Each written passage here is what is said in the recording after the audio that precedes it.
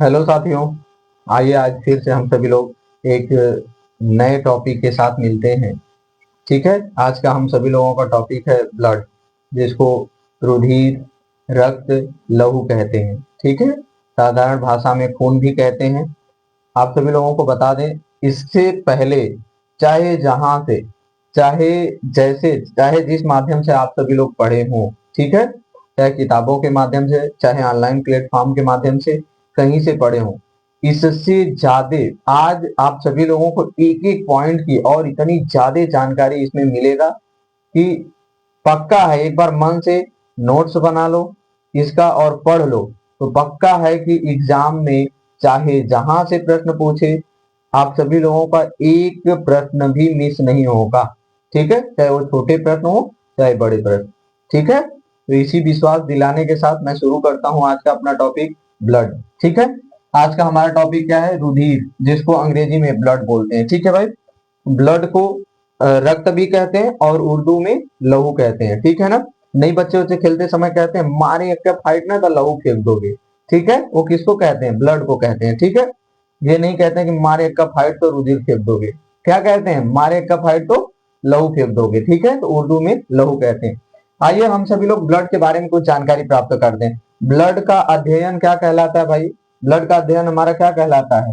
Haematology और serology. ठीक है, ब्लड का अध्ययन क्या कहलाता है? रक्त का अध्ययन हेमेटोलॉजी और सेरोलॉजी दोनों कहलाता है। ठीक है, इसको ध्यान रखिएगा आप सभी लोग, कभी कभी एक नंबर में पूछता है। और एक चीज बता दें, इसमें जो आप सभी लोग पढ़ेंगे उसका आप सभी लोग नोट्स बनाते चलिए, और साथ में वो क्या बोला जाता है, एक बार मैं कहता हूँ वीडियो देखने के बाद साथ साथ नोट्स बनाते चलिए और एक बार रिवीजन कर लीजिएगा। पक्का है कि एग्जाम में एक भी नंबर नहीं छूटेंगे। ठीक है, समझ गए कि नहीं? एक एक पॉइंट पर ध्यान दीजिएगा और एक सेकंड भी आप सभी लोग वीडियो को स्किप ना करिएगा, क्योंकि मैं आप सभी लोगों के एक एक सेकंड का भी ख्याल रखता हूँ। ठीक है ना, मैं उन्हीं टॉपिकों को, उन्हीं उत्तरों को, प्रश्नों को रखता हूँ जो जरूरी है। ठीक है ना, समझ गए कि नहीं? उस बुझ खसरा नहीं भरते हैं, तो इसलिए आप सभी लोग वीडियो को स्किप ना करें। ठीक है, समझ गए ना? अब ध्यान दीजिए भाई, रक्त का अध्ययन हेमेटोलॉजी या सेरोलॉजी कहलाता है। अगला है ब्लड, एक क्या है? रक्त एक तरल संयोजी ऊतक है। संयोजी माने क्या होता है भाई? कनेक्ट करना, मतलब जोड़ कर रखना। ठीक है ना, तो रक्त हमारे शरीर को क्या करता है भाई? जोड़ कर रखता है। यह एक संयोजी ऊतक है। जो नौवीं बच्चे, नौवीं पढ़ करके इस वीडियो को देख रहे हैं, उनको पता होगा संयोजी ऊतक किसे कहते हैं। संयोजी ऊतक को अंग्रेजी में कनेक्टिव बोलते हैं, कनेक्टिव टिश्यू। और कनेक्ट माने क्या होता है? जुड़ना या जोड़ना। ठीक है, और संयोजी माने भी क्या होता है? जोड़ना। ठीक है, तो ये क्या करता है? रक्त क्या करता है? हमारे शरीर को जोड़ कर रखता है, इसलिए ये क्या है? एक संयोजी ऊतक है। और तरल है, तरल किसे कहते हैं? जो क्या बोला जाता है, जिसमें बहने होने की क्षमता हो। ठीक है ना, समझ में आया कि नहीं? मैं एक एक शब्दों को डिस्क्राइब करते हुए चलूंगा। ठीक है, आप सभी लोग इसीलिए कह रहे हैं कि एक एक सेकंड का आप सभी लोगों के ध्यान रखते हैं, आप लोग स्किप नहीं कर सकते हो। ठीक है, अगला है आपका जल से कुछ भारी घनत्व। इसका घनत्व बाबू ना देखिए, जल से जो जल हमारा होता है उसका घनत्व लगभग एक होता है, और ये क्या होता है? जल से कुछ भारी होता है, इसका घनत्व होता है 1.04 से 1.7 तक। ठीक है, समझ गए कि नहीं? अब आप सभी लोगों को जब ये चीजें दी जाती है कि इतना से इतना तक, जैसे 5 से 7 तक कोई चीज का, मतलब किसी भी प्रश्न का उत्तर दिया जाता है लगभग, आप सभी लोगों को बता दे भाई, मतलब ये है जैसे इसका 1.4 से 1.7, तो इसका मतलब यह है कि 1 से 7, 1.4 से 1.7 के बीच में सबका आता है। ये देखिए, सबके लिए, किसी एक व्यक्ति का रहता तो बता दिया जाता चेक करके कि भाई इनका 1.5 है, 1.4 है या 1.6 है। ये सबके लिए हम सभी लोग जानकारी प्राप्त कर रहे हैं, तो इसलिए एक से, मतलब एक लिमिट लिया जाता है कि इतने में सबका आ जाता है। ठीक है, तो ये सबके लिए, इसमें जो लगा करके, डैश लगा करके या से लगा करके किया जाता है, वो सबके लिए होता है। ठीक है, जैसे यहाँ पर है। अगला आपका है ब्लड क्या है? रक्त चिपचिपा, स्वाद में नमकीन। आप सभी लोगों को बता दें, रक्त को यदि आप सभी लोग मतलब ऐसे देखेंगे ना, तो क्या होता है? चिपचिपा होता है थोड़ा। ठीक है, ब्लड चिपचिपा होता है और स्वाद में कैसा होता है? नमकीन। उसको यदि आप ऐसे चखेंगे ना, तो वो नमकीन स्वाद में कैसा होगा? नमकीन होगा। ठीक है, ध्यान दीजिए। जैसे बचपन में हम सभी लोग क्या करते थे, कहीं चोट वोट लग जाता था तो हम लोगों को सिखाया गया था, ब्लड जहां मतलब निकले वहां चूस लो, तो हम लोग चूसते थे।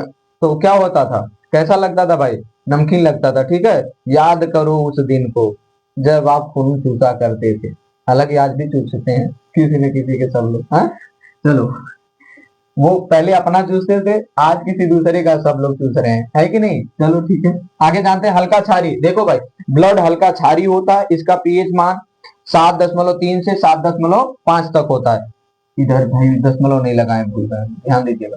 ठीक है, 7.5 तक होता है। अब आप सभी लोगों को बता दें, ये जो दिया गया 7.3 से 7.5, इसी के बीच में ये देखिए सबके लिए लिया गया है, तो किसी का 7.3 हो सकता है, किसी का 7.4 हो सकता है, किसी का 7.5। तो ये सबके लिए लिया गया, इसलिए देखिए 7.3 से 7.5 लिया गया। ठीक है, वैसे एक्यूरेट इन दोनों के बीच में मान ले तो सबसे अच्छा 7.4 मान ले। ठीक है, समझ गए कि नहीं। अब आप सभी लोगों को पता हो कि यदि पीएच स्केल पर 7 से ऊपर को क्या कहते हैं, 7 से ऊपर को क्षारी, और 7 पर उदासीन, 7 से नीचे 0 तक क्या कहते हैं भाई, अम्लीय होता है। ठीक है, तो ये देखिए 7 से ऊपर है या नहीं है, अगर 7 पर रह जाता तो उदासीन हो जाता है, जबकि इसका पीएच मान कितना होता है, 7.3 से 7.5। तो ब्लड कैसा होता है भाई, हल्का क्षारी होता है, हल्का ही है देखो, क्योंकि 7 से तनखा ऊपर है, इसलिए 7 हल्का क्षारी होता है। ठीक है, अब आगे जानते हैं हम, एक एक पॉइंट को आप सभी लोग नोट करते चलिए, नहीं मिस कर जाएंगे, एक बार उसके बाद रिवीजन कर लीजिएगा, मस्त हो जाएगा। अगला है आपका अपारदर्शी पदार्थ। देखो भाई, ब्लड एक अपारदर्शी पदार्थ है। अपारदर्शी का मतलब होता है भाई, जिसमें से इस पार से उस पार न दिखाई दे, जरा भी दिखाई न दे, उसे अपारदर्शी कहते हैं। या दूसरे शब्दों में, जिसमें से इस पार से उस पार, जैसे केमिस्ट्री में होता है, इस पार से उस पार एक भी कण न जाए, उसे अपारदर्शी कहते हैं। ठीक है, वैसे अपारदर्शी यहाँ के लिए क्या है, रक्त कैसा है, अपारदर्शी है, मतलब उसमें इस पार से आप उस पार नहीं देख सकते। जैसे देखिए हमारा हाथ जो कैमरे और हमारे चेहरे के बीच में है, ये क्या है, अपारदर्शी। मेरा चेहरा दिखाई दे रहा है आप सभी लोगों को, नहीं ना, आंखें दिखाई दे रही हैं, नहीं, तो ये क्या कैसा काम कर रहा है, अपारदर्शी का काम कर रहा है। ठीक है, तो ब्लड भी ऐसा है, उसमें यदि दिखाना चाहोगे इस पार से उस पार तो नहीं दिखेगा। अगला है शरीर का लगभग, देखो भाई शरीर का ब्लड क्या करता है, शरीर का 7 से 8% भार बनाता है। ठीक है, मतलब यदि आप 100 kg के हैं तो उसमें 8 kg, मतलब वो क्या, अगर आप 100 kg के हैं तो लगभग 8 kg आपका क्या होगा, रक्त होगा। समझ गए कि नहीं, मतलब 8%, 7 से 8% भाग बनाता है। समझ गए कि नहीं, तो ये ऐसा ही है। अगला है पुरुषों में। पुरुषों में देखिए भाई 5-10 मतलब 5.5 लीटर वो क्या बोला जाता है, ब्लड पाया जाता है, और स्त्रियों में 5 लीटर पाया जाता है। पुरुषों में थोड़ा ब्लड ज्यादा पाया जाता है, स्त्रियों में ब्लड थोड़ा कम पाया जाता है। ठीक है ना, और जितना ज्यादा होगा ब्लड उतना ज्यादा होगा हीमोग्लोबिन। समझ रहे हैं कि नहीं, और हीमोग्लोबिन में क्या है, आयरन की मात्रा, लोहा है।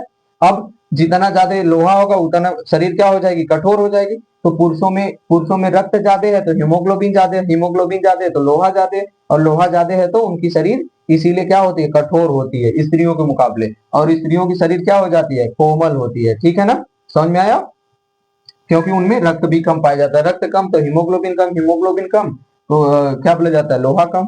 अगला है पुरुषों में हीमोग्लोबिन।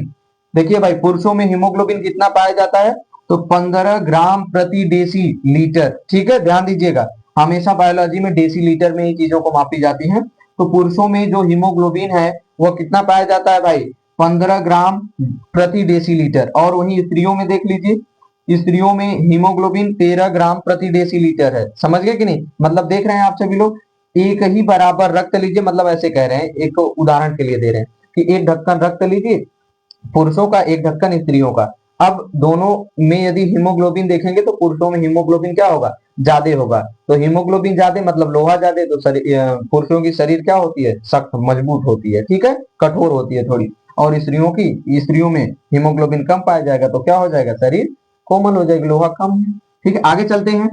रक्त एकत्रित, देखिए भाई रक्त कहाँ एकत्रित होता है, तो प्लीहा में रक्त एकत्रित। देखिए बहुत बच्चों को लगता है, बहुत लोगों को लगता है कि रक्त हृदय में एकत्रित होता है, ऐसा नहीं है, ब्लड हृदय में एकत्रित नहीं होता। अगर ब्लड हृदय में एकत्रित हो जाएगा तो फिर वो चल कैसे पाएगा, समझ रहे हैं, पंपिंग कैसे कर पाएगा, तो जब पंप नहीं करेगा तो फिर क्या हो जाएगा, सिस्टम खराब हो जाएगा। समझ रहे कि नहीं, तो कहाँ एकत्रित होता है, ब्लड एकत्रित होता है भाई प्लीहा, जिसको साधारण मतलब दूसरे नाम से भी जानते हैं, तिल्ली के नाम से भी जानते हैं, अंग्रेजी में स्प्लीन बोलते हैं। ठीक है, ब्लड एकत्रित कहाँ होता है, तो तिल्ली में, प्लीहा में होता है, स्प्लीन में होता है। ठीक है ना, ये हमारे उदर जो है, उदर, ठीक है, उदर के इधर, मतलब जो क्या बोला जाता है, पेट है, पेट के बगल में एक छोटी सी ग्रंथि होती है, उसी में एकत्रित होता है। ठीक है, ये प्लीहा ग्रंथि, तिल्ली जिसको बोलते हैं। अब इसमें एक बार में ब्लड, ये भी समझ में आना चाहिए कि एक बार में ब्लड कितना एकत्रित होता है, तो 250 ग्राम 250 ml से 300 ml तक। मतलब देखिए ये जो से लिया जाता है ये सबके लिए ले लिया जाता है, मतलब सभी में इन्हीं के बीच में ही एकत्रित होता है। मतलब किसी में 250 ml तो किसी में 260, तो किसी में 290, तो किसी में 300, तो ये सबके लिए लिया जाता है। एक्यूरेट यदि एक का लिया जाए तो सीधे लिख दो 250 या 300 लिख दो, कोई दिक्कत की बात नहीं, ठीक है, ध्यान दो। अब एक चीज और बता दें, ब्लड प्लीहा को कब्रिस्तान भी कहते हैं, कब्र भी कहते हैं। क्यों कहते हैं भाई, रक्त का कब्र भी कहते हैं, क्यों? क्योंकि जब आरबीसी वगैरह कमजोर हो जाते हैं ना, मतलब वो मर जाते हैं, तो क्या करती है प्लीहा, उसको क्या कर लेती है, अपने में रख लेती है, ठीक है। तो प्लीहा क्या है, रक्त का कब्र भी है और रक्त बैंक भी है। मतलब इसको दो नामों, मतलब इसको कहा जाता है, प्लीहा को कहा जाता है ब्लड बैंक भी कहा जाता है, और क्या बोला जाता है, कब्रिस्तान भी कहा जाता है, कब्र भी कहा जाता है ब्लड का, ठीक है। क्योंकि ये मरे हुए ब्लडों को एकत्रित कर लेता है, जैसे जो एकदम पुरान उरान हो गया, आरबीसी वगैरह, ठीक है। आगे चलते हैं, रक्त का निर्माण। एक चीज और ध्यान दो बाबू, ये जरूरी प्रश्न है, ये पूछ देता है ज्यादातर। रक्त का निर्माण क्या है भाई, भ्रूण। भ्रूण मतलब समझते हो, जो बच्चा माँ के गर्भ में, जब तक माँ के गर्भ में कोई बच्चा है तब तक वह भ्रूण कहलाता है, जिसको अंग्रेजी में एम्ब्रियो बोलते हैं, ठीक है। तो भ्रूण जो है, मतलब जो बच्चा पेट में माँ के है, ठीक है, उसमें देखिए कहाँ ब्लड का निर्माण कहाँ होता है, लीवर में होता है, ठीक है। कहाँ होता है, लीवर में, ध्यान रखो। अगला है उसी के आगे, वयस्क में कहाँ निर्माण होता है भाई, जैसे जो वयस्क है, हम लोगों में जो बढ़ चुके हैं थोड़ा बहुत, उनमें ब्लड का निर्माण कहाँ होता है, ब्लड कहाँ बनता है, तो अस्थि मज्जा, या जिसको अंग्रेजी में बोन मैरो बोलते हैं, ठीक है। तो बोन मैरो में होता है, ये बोन मैरो क्या है, हड्डियों के बीच में, जब हड्डी को आप सभी लोग क्या करेंगे, ऐसे समझ लीजिए ये हड्डी है, इसको तोड़िएगा ऐसे ना, जैसे कभी कभी आप लोग बकरा वगैरह खाते हैं, बकरा वाले समझ सकते हैं, ज्यादा समझ, हड्डी को तोड़िए तो उसमें देखेंगे ना, हड्डी के अंदर कुछ जाली जैसी लाल लाल संरचना होती है, उसे क्या कहते हैं, उसी को, वही होती है अस्थि मज्जा, उसी में ब्लड का निर्माण होता है, ध्यान रखना, ठीक है ना। किसमें, वयस्कों में, यंग जो हो गए, मतलब ठीक ठाक हो गए, जिनमें हड्डी बढ़िया है। अब देखिए इसमें भ्रूण में, लीवर, भ्रूण के लीवर में क्यों क्या बोला जाता है, ब्लड का निर्माण होता है, तो उसका कारण यह है भाई कि जब भ्रूण का निर्माण हो रहा होता है माँ के शरीर में, तो उसमें हड्डी बहुत विकसित नहीं होती है, और होती भी है मतलब बहुत कम होती है, और होती भी है तो बहुत लुंज पुंज होती है, बहुत नरम होती है, तो उसमें बोन मैरो बहुत अच्छा नहीं होता है, इसलिए लीवर में निर्माण होता है, ठीक है। भगवान बहुत सोच समझ के बनाए हैं, ठीक है ना। और वयस्क में अस्थि मज्जा में, हड्डियों के बीच में, वो कभी कभी जीव जो मर जाते हैं, देखे होंगे गाय भैंस कुत्ता बकरी बिल्ली, तो कुत्ता उत्ता खींच लाते हैं कहीं रास्ते में, कहीं, मैं ये नहीं कह रहा हूँ कि देखने जाओ, लेकिन कभी आप जा रहे हैं देखेंगे, तो वो हड्डियां जो कुत्ते उते काट देते हैं, तोड़ देते हैं, उसके बीच में देखेंगे कुछ जाली जैसी लाल लाल संरचना होती है, वही होता है बोन मैरो, अस्थि मज्जा, उसी में जाली जैसी संरचना, उसी में ब्लड का निर्माण होता है, ठीक है, समझ गए। अगला है भाई हम लोगों का कोलेस्ट्रॉल। अब ध्यान रखो भाई, कोलेस्ट्रॉल बराबर 200 ग्राम प्रति डेसीलीटर। अब आप सभी लोगों को बता दें, आपके ब्लड में कोलेस्ट्रॉल कितना होना चाहिए भैया, 200 ग्राम प्रति डेसीलीटर होना चाहिए। अब कोलेस्ट्रॉल कहाँ से, जैसे जब तेल और ज्यादा खाएंगे ना, घी वगैरह फैटी चीजों को ज्यादा खाएंगे, समझ गए कि नहीं, वैसी चीजों को, तो उसमें क्या मिलेगा आपको, कोलेस्ट्रॉल बहुत ज्यादा तेल में मिलता है, घी में। अब जब कोलेस्ट्रॉल की मात्रा क्या हो जाएगी, बढ़ जाएगी, तो ब्लड कहीं ना कहीं हृदय में, कहीं ना कहीं क्या हृदय में जाता ही है, हृदय में जाएगा तो क्या कर लेगा, जम जाएगा, क्या हो जाएगा, जम जाएगा, तो मालूम है क्या होगा, फिर हृदय क्या करेगा, सही से पंप नहीं कर पाएगा, धुक धक करके फ्यूज हो जाएगा, समझ गए कि नहीं। और वो फ्यूज हुआ तो हम लोग फ्यूज हो गए, इसलिए भाई घी भी खाओ, संभाल कर खाओ, बहुत इतना मत खा लो कि कोलेस्ट्रॉल की मात्रा ब्लड में बढ़ जाए। तो कोलेस्ट्रॉल कितना होता है भाई, ये भी प्रश्न पूछता है, 200 ग्राम प्रति डेसीलीटर, ठीक है, रक्त में। अगला है रक्त परिसंचरण। एक चीज ध्यान दीजिए आप लोग, रक्त परिसंचरण का खोज, सॉरी, रक्त परिसंचरण का खोज किसने किया था, या रक्त परिसंचरण को किसने, वो क्या बोला जाता है, रिप्रेजेंट किया था, प्रदर्शित किया था, तो डॉक्टर विलियम हार्वे ने किया था। कब किए थे भाई, 1800 सॉरी 1628 ईस्वी में, ठीक है। डॉक्टर विलियम हार्वे ने परिसंचरण का खोज किया था, कब किया था भाई, 1628 ईस्वी में। ये भी प्रश्न पूछता है, बहुत ध्यान रखना, ये तो पूछ ही देगा। अगला है आपका रक्त का कार्य, ध्यान दो। अब रक्त के कार्य पर हम लोग आ गए, रक्त का क्या क्या कार्य है भाई, तो रक्त का कार्य है ऑक्सीजन का परिवहन। आप सभी लोगों को पता है, रक्त में जो हीमोग्लोबिन पाया जाता है वो क्या करता है भाई, वो श्वसन वाले पार्ट में बता दिए, आप सभी लोग देख सकते हैं, वीडियो अपलोड हो गया है। अब वो क्या करता है, हीमोग्लोबिन जो ब्लड में है वो क्या करता है, ऑक्सीजन को लेता है समझे कि नहीं, वायु कुपिका में होता है, एलबीएलई में। वो हीमोग्लोबिन क्या करता है, ऑक्सीजन को पकड़ता है और पूरे शरीर में क्या कर देता है, उसका परिवहन कर देता है, पहुंचाता है, ठीक है, सभी कोशिकाओं को देने का काम करता है। तो रक्त क्या करता है भाई, ऑक्सीजन का परिवहन करता है। एक चीज और अभी बता देंगे ये, क्योंकि उत्सर्जी पदार्थ दिया है, कार्बन डाइऑक्साइड उत्सर्जी पदार्थ में ही आएगा, ठीक है। तो रक्त का ऑक्सीजन का परिवहन रक्त करता है। आगे है आपका पोषक पदार्थों का परिवहन। आप सभी लोगों को पता है कि मान लीजिए हमने भोजन खाया, ठीक है, ऐसे समझो हम लोगों ने मान लीजिए ठूस ठूस के खाया, पेट ने पचाया, ठीक है, पेट ने और आंतों ने मिलकर के उसको पचाया, पच गया भोजन। अब आंत में ही रह जाए, कहीं और न जाए, तो ये बताओ, तब तो आंतों को ही ऊर्जा मिलेगा, बाकी अंग तो हमारे ऐसे हो जाएंगे, काम नहीं कर पाएंगे। जो जिह्वा भी काम कर रही है, भी तो इसमें भी तो ऊर्जा, तभी तो ये चल रही है, हमारे हाथ चल रहे हैं, होंठ हिल रहे हैं, नहीं तो पता चला कि अब ऐसे लगे करने, है कि नहीं, ऊर्जा नहीं रहेगा तो यही होगा। तो आगे आप सभी लोगों को बता दें, ये क्या करता है, पोषक पदार्थों जो हमारे शरीर में, मतलब हम लोग भोजन ग्रहण करते हैं उसे पोषक पदार्थ मिलते हैं, पोषक पदार्थों का परिवहन कौन करता है, रक्त करता है। उत्सर्जी उत्सर्जी पदार्थों का परिवहन, आप सभी लोगों को बता दें, उत्सर्जी पदार्थ क्या होता है, शरीर में जो बेकार पदार्थ होते हैं उन्हें उत्सर्जी पदार्थ कहते हैं, ठीक है, समझ गए कि नहीं। तो उत्सर्जी पदार्थों को शरीर से बाहर करने का भी काम कौन करता है, रक्त करता है, मतलब उन अंगों तक पहुंचाता है, उत्सर्जी अंगों तक पहुंचाने का काम करता है रक्त, बाहर नहीं निकालता भाई। उत्सर्जी अंगों तक पहुंचाने का काम कौन करता है, उत्सर्जी वो क्या रक्त करता है। जैसे में यूरिया हो गई, समझ गए कि नहीं, यूरिया हो गया, और भी जो अपशिष्ट पदार्थ है जैसे कार्बन डाइऑक्साइड हो गया, वो भी कोशिकाओं से लेकर के फेफड़े को देता है और फेफड़ा उसको बाहर करता है। तो ये सभी हमारे उत्सर्जी पदार्थ हैं, अनपचित पदार्थ हैं, ठीक है, हमारे शरीर में बेकार पदार्थ है, इनको बाहर करने का काम यही करते हैं, इनका परिवहन करते हैं उत्सर्जी पदार्थों का।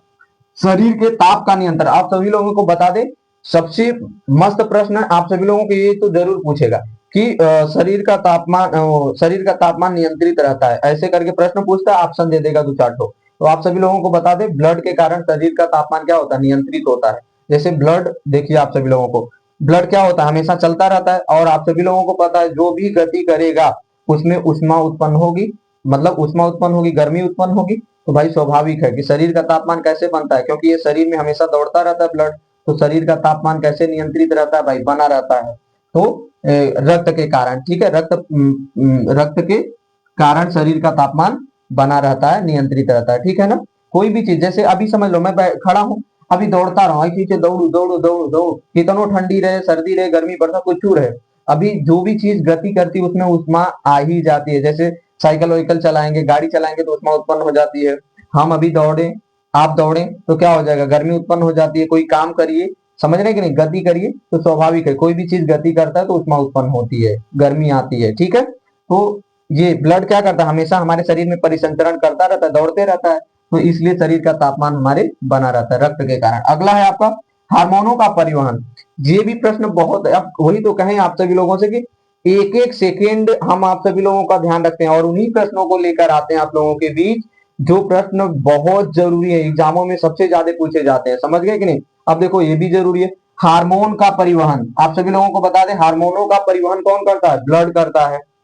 अब कैसे परिवहन करता है और कहाँ करता है, तो जैसे देखिए हार्मोन्स रिलीज हुआ यहाँ, ठीक है, इसका काम है यहाँ, ठीक है, हार्मोन्स यहाँ रिलीज हुआ, काम है यहाँ। तो ये बताइए ये जाएंगे कैसे, अपने से तो जा नहीं सकते हैं, कोई ना कोई माध्यम चाहिए, ठीक है ना। जैसे आपको बाजार जाना है तो कोई ना कोई माध्यम चाहिए, साइकिल चाहिए, बाइक चाहिए, कैसे जाना होगा, समझ नहीं, कोई ना कोई माध्यम चाहिए। तो ये इसके लिए माध्यम कौन बनता है, रक्त बनता है। तो रक्त क्या करता है, क्या करता है भाई, हम लोगों का परिवहन साइकिल होता है, मार्केट जाने के लिए गाड़ी होती है, समझ गए, इसका परिवहन कौन होता है भाई, हार्मोनों का, रक्त होता है। जैसे रक्त यहाँ से सॉरी हार्मोन से यहाँ से उत्पन्न हुआ, यहाँ से क्या हुआ, स्रावित हुआ, और यहाँ इसको जाना है, काम करना है यहाँ, तो ये ब्लड जो इसमें से बह रहा है, ठीक है, ब्लड क्या करेगा, यहाँ से हार्मोन जो स्रावित हुआ उसको लेकर के क्या करेगा, इस स्थान तक पहुंचाएगा, समझ गए कि नहीं, परिवहन करके ले आएगा, समझ गए। तो ये जो जहां से हार्मोन स्रावित होता है और जहां जाता है, ये जहां जाता है हार्मोन का, उसको बोलते हैं लक्ष्य स्थान, हार्मोन्स का लक्ष्य बोलते हैं, ठीक है। तो अपने लक्ष्य तक हार्मोन्स अपने लक्ष्य तक रक्त के कारण ही पहुंचते हैं, रुधिर के, ब्लड के कारण। रोगों से बचाव, आप सभी लोगों को बता दें, रक्त क्या करता है भाई, रोगों से बचाता है। जैसे हमारे शरीर में जो हानिकारक पदार्थ वगैरह आते रहते हैं, जीवाणु, बैक्टीरिया, विषाणु, उनसे क्या करता है, लड़ता है। हमारा रक्त क्या करते हैं, उनसे लड़ने का काम करते हैं। उनको मारने उड़ने का, झगड़ने का काम कौन करता है, रक्त करता है। तो रोगों से भी बचाता है। और ऐसे भी समझ लो, दवा आप खा लो और दवा क्या हो, पच जाए, ठीक है, दवा पच जाए, छोटे छोटे टुकड़ों में टूट जाए, अणुओं में।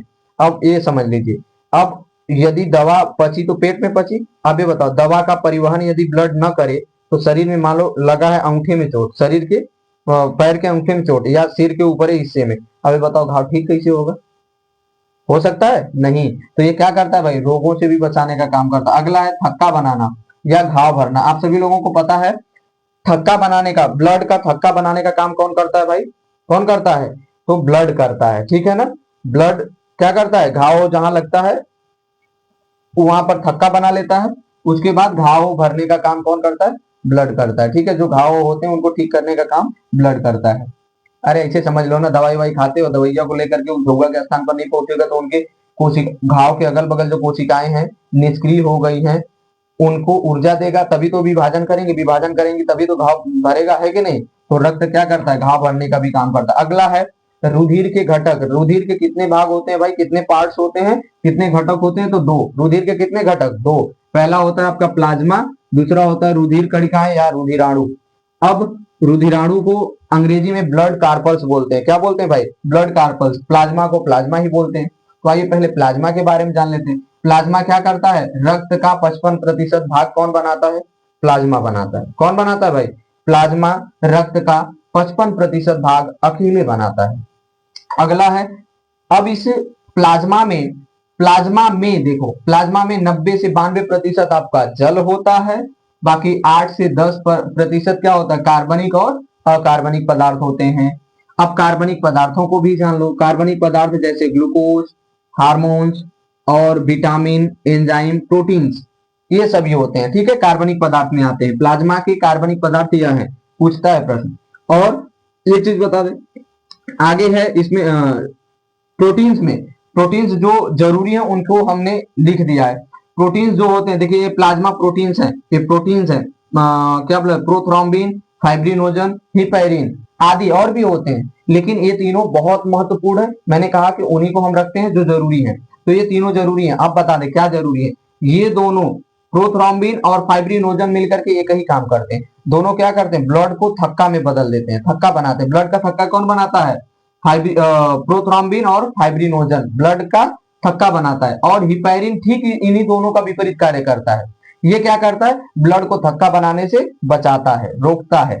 ये देखिए, ये दोनों फाइब्रिनोजन और प्रोथ्रोम्बिन जो प्रोटीन्स है, ये दोनों तो कभी कभी काम करते हैं। जैसे कभी हमको चोट तो रोज लगेगा नहीं, कभी कभी लगता है, तो कभी कभी चोट लगने पर ये फाइब्रिनोजन और प्रोथ्रोम्बिन काम करते हैं, ठीक है ना, थक्का बनाने का काम करते हैं ब्लड का। लेकिन हिपैरिन नामक जो प्रोटीन है, ये क्या करता है भाई, हमेशा काम करता रहता है। क्योंकि आप सभी लोगों को पता है, हमेशा ब्लड क्या रहता है भाई, तरल अवस्था में रहता है। यदि वो जम जाए, थक्का बन जाए, तो क्या हो जाएगा, आगे बढ़ पाएगा, और आगे नहीं बढ़ पाएगा तो हृदय हमारा क्या करेगा, धुक धक धुक धक धुक धक करके फ्यूज हो जाएगा, गया, है कि नहीं। तो ये चीजें आदि और भी पाए जाते हैं, लेकिन ये जरूरी है, इन्हीं को हमने बताया, इन्हीं से ज्यादा प्रश्न पूछता है। अगला है आपका अकार्बनिक पदार्थ। अकार्बनिक पदार्थ में पोटेशियम, सोडियम, कैल्शियम, क्लोराइड आदि और भी आते हैं, जैसे अमीनो अम्ल, वसी अम्ल, ये सभी और भी होते हैं। लेकिन मैंने जरूरी को लिया, इनसे प्रश्न पूछता है। जैसे पूछ देता है कि प्लाज्मा के अकार्बनिक पदार्थ कौन कौन है, तो आप क्या लिखेंगे, potassium, sodium, calcium, chloride, amino अम्ल, वसी अम्ल आदि इत्यादि और भी होते हैं, ठीक है। ये रहे प्लाज्मा संबंधित जानकारी, समझ गए कि नहीं। अगला है आपका रुधिर कणिकाएं या रुधिराणु, ब्लड कार्पल्स जिसको बोलते हैं। ब्लड कार्पल्स शरीर रक्त का 45% भाग बनाता है। ये देख रहे हैं 55%, ये कितना बना रहा है, 45%। अब आप सभी लोगों को बता दें, इसके भी तीन अंग होते हैं, तीन भाग होते हैं रुधिराणु के, ब्लड कार्पल्स के। कौन कौन, आरबीसी, और उसके बाद होता है डब्ल्यूबीसी, प्लेटलेट्स। अब ध्यान रखना, ये जो आरबीसी होता है, इसका पूरा नाम होता है लाल रक्त कणिकाएं, अंग्रेजी में बोला जाता है रेड ब्लड कार्पल्स। क्या बोला जाता है, रेड ब्लड कार्पल्स, ठीक है। इसका वैज्ञानिक नाम होता है एरिथ्रोसाइट्स। अब उसके बाद है डब्ल्यूबीसी, डब्ल्यूबीसी को व्हाइट ब्लड कार्पल्स बोलते हैं, ठीक है। हिंदी में श्वेत रुधिर कणिकाएं बोलते हैं। और इसका भी वैज्ञानिक नाम क्या होता है, साइंटिफिक नेम क्या होता है भाई, ल्यूकोसाइट्स होता है। ठीक है, अगला आपका होता है प्लेटलेट्स। प्लेटलेट्स क्या होता है भाई, ये आपके शरीर में बहुत जरूरी है। प्लेटलेट्स भी मतलब तीनों जरूरी है, लेकिन ज्यादा जरूरी प्लेटलेट्स है, खासकर आप सभी लोग पढ़ने वाले बच्चों के लिए। क्यों? क्योंकि प्लेटलेट्स क्या करता है भाई, एकदम आपके शरीर में ऊर्जा, मतलब वो क्या बोला जाता है, आपको थकने यदि कोई नहीं देता तो प्लेटलेट्स देता है। ठीक है, यदि आपका प्लेटलेट्स 2 लाख है या 2 लाख के ऊपर है तो आपके अंदर थकाना नहीं आएगी जल्दी। अब देखो, प्लेटलेट्स की कमी जिसके शरीर में होता है वो क्या करते हैं, देखेंगे तनख्वाह में, अब 1 घंटा पढ़ने बैठे तो लगे, अरे मोरी मैया, आह, अरे बाप रे बाप, अरे दादी रे दादी, क्या करने लगते हैं, एकदम टेढ़ियाने लगते हैं। उसके बाद क्या करेंगे, फिर धीरे से किताब लेंगे, हकीकत बता रहे हैं, फिर धीरे से किताब लेंगे, ठंडी उंडी में तो ज्यादा हो जाता है, किताब लेंगे, उसके बाद क्या करेंगे, ऐसे लेंगे, पहले बैठ के पढ़ रहे थे, प्लेटलेट्स कम है, अब थकान जल्दी आ गया, आधा घंटा में 1 घंटा में, उसके बाद किताब ऐसे ले लेंगे, ऐसे ऐसे पढ़ने लगेंगे, फिर उसके बाद लेट जाएंगे, ऐसे पढ़ेंगे, फिर कुछ देर बाद कहेंगे ऐसे मुंह पर रख करके ऐसे सो जाएंगे। समझ रहे हैं कि नहीं? तो ये प्लेटलेट्स की कमी है, ये थकने नहीं देता, ध्यान रखना। ये क्या करता है भाई, ये काम को शुरू करता है, ये काम को बनाए रखता है, मतलब ये क्या करता है। आप एक चीज और बता दें, इन तीनों के बारे में डिटेल जानकारी इसी वीडियो में आगे मिलेगी, क्योंकि हमारे पास जगह नहीं है, इसलिए मैं यहाँ पर नहीं लिख पाया इनके बारे में बहुत कुछ। देखिए, एक चीज और बता दें, सबसे ज्यादा ब्लड में पाया जाता है कौन, रेड ब्लड कार्पस। ठीक है, 45 से 55 लाख। और ये क्या बोला जाता है, प्लेटलेट्स पाया जाता है 2 से 5 लाख। वैसे 2 लाख हो, 2 लाख या 2 लाख के ऊपर हो तो मस्त रहता है। 2 लाख से नीचे आएगा, देखिए डेंगू नामक एक बीमारी होती है, उसमें सबसे ज्यादा कम कौन होता है, प्लेटलेट से एकदम हनानाक घट जाता है, 40, 45, 50, 20, 25 हजार तक आ जाता है। तो इसमें क्या होता है, और ये आ गया यदि 20-25 हजार तक, तो झौड़िया झौड़िया उलट जाओगे। समझ गए कि नहीं? क्योंकि यही थकने नहीं देता, यही बहुत अच्छा है भाई। देखो, उसके बाद एक चीज और बता दें, इसकी संख्या कितनी होती है, 5,000 से 9,500 तक, कहीं कहीं 10,000 भी लिखा होता है। तो आप सभी लोगों को बता दें, ये 5,000 से जो 9.5 या 10 लिया गया, ये सभी व्यक्तियों के लिए लिया गया है। ध्यान रखना, मैंने शुरुआत में ही बताया हूँ वहां पर, सभी व्यक्तियों के लिए लिया गया है, मतलब किसी का 5,000, किसी का 6,000, किसी का 7,000, किसी का 9,000, किसी का 10,000, ऐसे होता है 9,500। अब बता दें जिसका, ये ध्यान रखना, ये यदि एकदम 10,000 है तो एकदम मस्त, समझ गए कि नहीं, मतलब 9,500, 10,000 है तो एकदम मस्त है। आगे है इसमें, ये देखो जानकारी कोई भी यूट्यूब चैनल पर या कहीं पर आप सभी लोग खोज लीजिएगा, किताबों में भी नहीं दिया होगा, ये स्मॉल यस क्यों लगा होता है, आरबीसी के साथ स्मॉल यस और डब्ल्यूबीसी के साथ स्मॉल यस क्यों लगा होता है, मैं पूरे दावे के साथ कह सकता हूँ कि पूरे यूट्यूब प्लेटफॉर्म पर या किताबों में जल्दी नहीं मिलता है। ये नहीं कहेंगे कि एकदम नहीं होता है, जल्दी नहीं मिलता, क्योंकि मैं भी कहीं ना कहीं किताब से पढ़ा हूँ। ठीक है, आप सभी लोगों को बता दें, ये जो डब्ल्यूबीसी में यस स्मॉल यस लगा हुआ, आरबीसी में स्मॉल यस लगा हुआ, ये छोटा यस, वह दर्शाता है कि यहाँ पर बहुत कोशिकाएं हैं। ठीक है, मतलब यह दर्शाता है कि आरबीसी की बहुत सारी कोशिकाएं, ये बहुवचन का कार्य करता है। ठीक है ना, समझ गए कि नहीं, प्लूरल का। तो ये स्मॉल जो यस लगा होता है, आज के बाद कंफ्यूजन दूर कर लेना, आरबीसी में और डब्ल्यूबीसी में जो स्मॉल यस लगा होता है वो दर्शाता है बहुत सारी, मतलब आरबीसी रेड ब्लड कार्पल्स में बहुत सारी कोशिकाओं को दर्शाता है, व्हाइट ब्लड कार्पल्स में स्मॉल यस उनकी बहुत सारी कोशिकाओं को दर्शाता है। ठीक है, समझ गए कि नहीं, बहुत सारी कोशिकाओं को दर्शाने के लिए स्मॉल यस लगा दिया जाता है कि इसमें केवल एक ही कोशिकाएं नहीं है, एक से अधिक है, मतलब बहुत सारी है, इसलिए स्मॉल यस लगा होता है। अब एक कोशिकाओं से तो ये बनेगा नहीं। ठीक है, समझ गए कि नहीं? तो यही है, ये जानकारी रहे। अब देखिए, इन तीनों के लिए जगह नहीं भाई, फिर से हम इसको मिटाएंगे और आप सभी लोगों को क्या करेंगे, मिटाएंगे, इसी में बनाएंगे, इसी में बताएंगे, तो समय ज्यादा लग जाएगा, वीडियो बड़ा होगा, तो इसको हम मिटा करके फिर से आप सभी लोगों के साथ मिलते हैं। ठीक है, समझ गए कि नहीं? धन्यवाद। चलिए भाई, अब हम सभी लोग जान लेते हैं रुधिर कणिकाएं या रुधिराणु। ठीक है, जिसको अंग्रेजी में क्या बोलते हैं, ब्लड कार्पल्स बोलते हैं। ठीक है, अब ये जो ब्लड कार्पल्स है, रुधिराणु है, इसको 3 भागों में बांटा गया है। कितने भागों में भाई, 3 भागों में। पहला क्या होता है आपका, लाल रुधिर कणिकाएं या एरिथ्रोसाइट्स। ध्यान रखिएगा, एरिथ्रोसाइट्स जो इसका नाम है, लाल रुधिर कणिका का यह बायोलॉजिकल नाम है। ठीक है ना, समझ गए कि नहीं, वैज्ञानिक नाम है। इसको अंग्रेजी में रेड ब्लड कार्पल्स बोलते हैं, शॉर्ट फॉर्म में आरबीसी। ठीक है ना।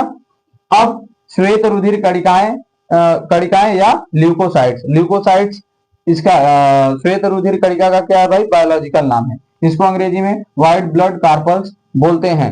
और शॉर्ट फॉर्म इसका क्या होता है, शॉर्ट में इसको लिखा जाता है WBC।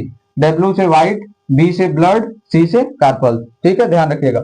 अगला आपका तीसरा, रुधिर प्लेटलेट्स या थ्रोम्बोसाइट्स। ठीक है, अब ध्यान रखिएगा रुधिर प्लेटलेट्स का बायोलॉजिकल नेम क्या है भाई, यदि पूछा कोई तो क्या बताएंगे, थ्रोम्बोसाइट्स। अब उसके बाद क्या है, इसको रुधिर प्लेटलेट्स को अंग्रेजी में ब्लड प्लेटलेट्स बोलते हैं। ठीक है, आइए एक एक के बारे में हम सभी लोग जानकारी को प्राप्त करते हैं। ठीक है, लेते हैं, ग्रहण करते हैं। हमारा पहला है भाई एरिथ्रोसाइट्स, जिसको लाल रुधिर कणिका के नाम से भी जानते हैं, रेड ब्लड कार्पल्स, RBC के नाम से भी जानते हैं। तो आप सभी लोगों को बता दें, सबसे अधिक मात्रा आप रुधिराणु क्या बोला जाता है, रुधिर कणिकाओं में यदि बात की जाए सबसे अधिक मात्रा किसकी होती है, तो आप सभी लोगों को बता दें भाई, सबसे अधिक मात्रा होती है लाल रुधिर कणिकाओं की। सबसे अधिक मात्रा कितना होती है, 45 से 55 लाख। देखिए इसमें प्रश्न पूछता है तो बच्चे कंफ्यूज हो जाते हैं।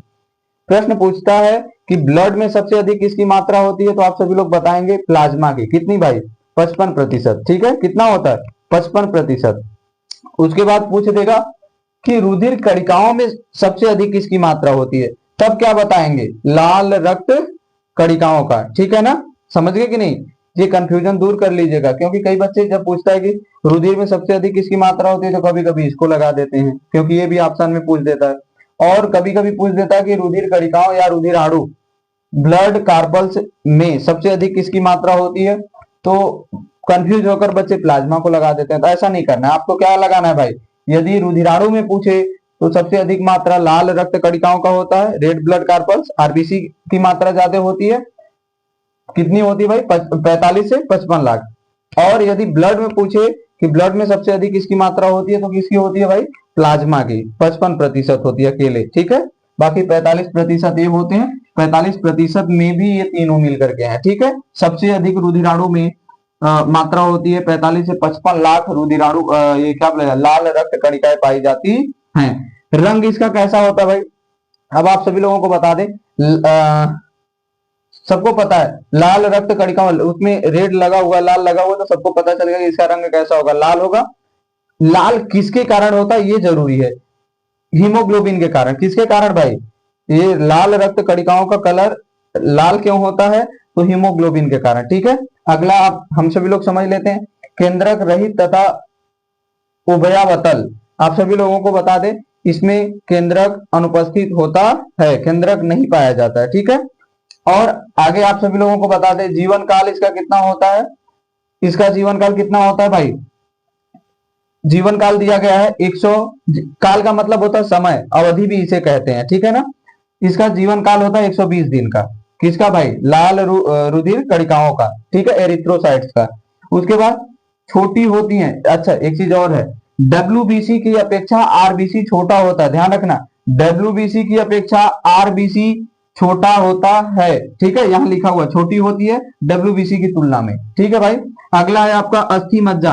अब ये बनते कहाँ है, कहाँ बनता है भाई, तो बोन मैरो, अस्थि मज्जा में। ठीक है ना, किसमें बनता है भाई, अस्थि मज्जा में। मैं पहले भी, मतलब इसके पहले जो इसी से संबंधित ब्लड संबंधित बताया, वहीं पर मैंने बताया कि भाई ये क्या बोला जाता है, ब्लड का निर्माण कहाँ होता है, तो अस्थि मज्जा, बोन मैरो में। ठीक है, आप सभी लोग कभी ना कभी वो देखे हैं, हड्डी वगैरह आगे बताए हैं, हड्डी देखे हैं, हड्डी को वो जैसे जानवर वगैरह मर गए उनकी हड्डी को, या फिर इसमें जो मांसाहारी लोग हैं, मतलब हड्डी उड्डी खाने वाले, समझ रहे हो कि नहीं, उन लोग जानते होंगे, हड्डी को यदि ऐसे आप कूच दीजिए तो उसमें देखेंगे तो क्या होता है, अंदर वहां जाली जाली जैसा होता है, और वो कैसा दिखाई देता है, रेड रेड कलर का, लाल लाल कलर का, जाली जैसा जो लाल कलर का होता है वही होता है बोन मैरो, हड्डियों के अंदर बीच में। ठीक है, उसे हिंदी में अस्थि मज्जा कहते हैं, उसी में ब्लड का निर्माण होता है। ठीक है, लेकिन ये वयस्कों में होता है, भ्रूण में कहाँ होता है, भ्रूण किसे कहते हैं, जो माँ के गर्भ में जो बच्चा है और जब तक रहेगा, मतलब 9 माह तक के बच्चे क्या बोला जाता है भाई,